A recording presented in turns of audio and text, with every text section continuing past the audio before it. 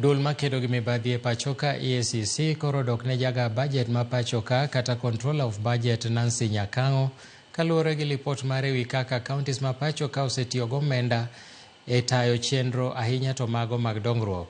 E duoko margi kalure gi ripodno, riwruog governors nowacho ni Nyakango ng'eyo midhiero ma counties kadhe kendo migawo mar omenda nodeko chwalo negi omenda. Kaka jafwambo mar Nancy Nyakango lero, lipot mar jagaa bajet oyango ni counties moko 10 nokotiyo gi omenda moro amora e chwalo chenro mag dongruok.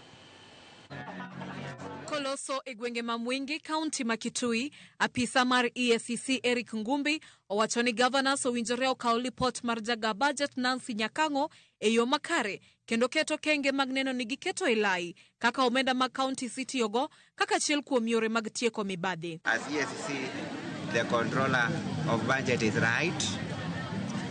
The controller of budget is discharging the mandate of that office under the Constitution, and instead of challenging those issues that have been raised, governors are expected to take reform measures and address the gaps that the controller of budget has raised. Kaluore gi lipot mar Nyakango, counties moko 10 nofwenyore ni nokotiyo gi omenda moro amora e chwalo chenro mag dongruok. Gino mar riwruog governors pachoka nothegorego ka giwacho ni omenda nochwal negi modeko. As a matter of fact, counties received 0 exchequer releases from the National Treasury during the quarter reviewed under that report. E kindego, Nyakango omako chung' ni lipot mare mar adier kendo chiwo ranyisi mar kaka counties osetiyo gi omenda e tayo chenro mekgi. Each of those figures has been verified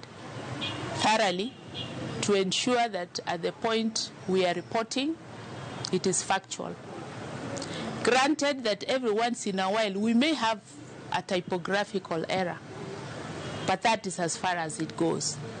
As far as the content is, we report factual figures confirmed both from the counties and from IFMIS. Nyakango nyomedo ni counties duto nosechwal negi omenda mar dwe mar 7 kod 8 kendo kata obedo ni omenda go nochwal modeko, governors nowinjore chan kaka ne ginyalo tiyo gi omenda go kaluore gi budget margi. Many counties, again, because I may not tell you the specific ones, were unable to access this money because they didn't have a budget. Those that had a budget went ahead then to apply it to those bills that they had carried forward from the previous year. Those who gave preference to recurrent expenditure then did not report anything on development. Lipot no bende no yango ni counties moko tiyo gi accounts mag bengi mopogore ka moko nigi accounts mag bengi madikal 300. Chal makama owacho ni nyalo chiwo thuolo ne achudhe kendo chwalo mibadhi pachoka indi. You cannot justify why a county government needs to maintain over 300 bank accounts.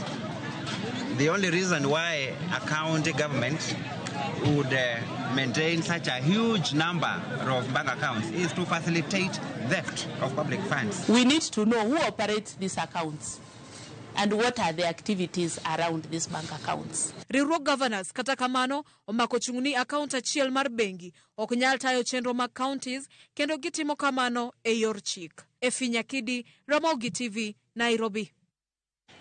Yiero mar riwruok matayo tuke mag